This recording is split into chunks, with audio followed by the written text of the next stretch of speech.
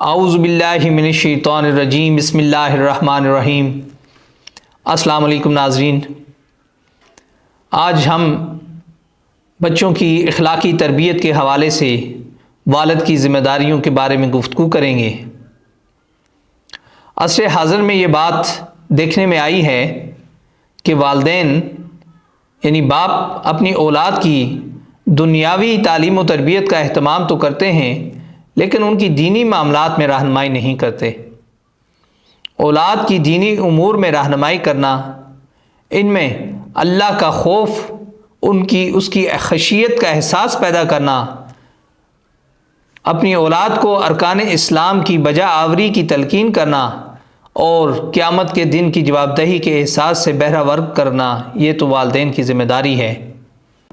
قرآن کریم میں اللہ تعالیٰ نے فرمایا، اور اپنے آپ کو اور اپنے اہل عیال کو آگ سے بچاؤ جس کا ایندھن انسان اور پتھر ہوں گے۔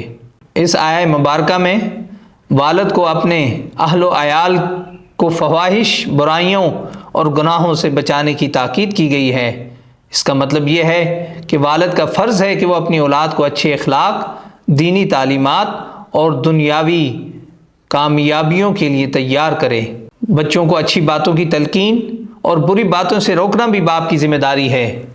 قرآن مجید میں اللہ تبارک و تعالی نے حضرت لقمان کا ذکر کیا، جنہوں نے اپنے بیٹے کو بہت سے اچھے امور کی نصیحت کی، جن میں اللہ تعالیٰ کی بندگی، والدین کی خدمت، امر بالمعروف و نہی عن المنکر، صبر کی تلقین اور چال میں میانہ روی کو اختیار کرنا اور آواز کو پست رکھنا شامل تھا۔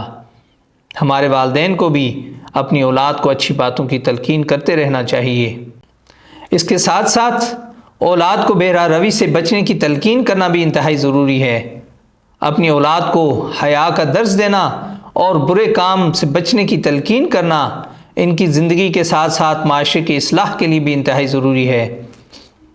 جو اولادیں بے راہ روی کا شکار ہو جاتی ہیں، وہ جہاں پر اپنی صلاحیتوں اور توانائیوں کو ضائع کر بیٹھتی ہیں، وہیں پر وہ معاشرے میں اخلاقی جرائم کی نشر و اشاعت اور معاشرے کو پستی کی طرف لے جانے میں اپنا کردار ادا کرتی ہیں۔ والدین کو اپنی اولاد کی جہاں پر اچھی معاشی سرگرمیوں کی طرف رہنمائی کرنی چاہیے، وہیں پر ان کو مادہ پرستی سے بچنے کی تلقین بھی کرنی چاہیے۔ معاشی استحکام اچھی زندگی گزارنے کے لیے انتہائی ضروری ہے، لیکن معیشت میں ترقی کی خواہش اس حد تک نہیں بڑھ جانی چاہیے کہ انسان حلال اور تمیز کسی بے نیاز ہو جائے اور ہمہ وقت پیسہ کمانا، اس کو جمع کرنا ہی اپنی زندگی کا مقصد بنا لے۔ بچوں کی اخلاقی تربیت کرنا ہی اس وقت کا اہم تقاضا ہے۔ والسلام۔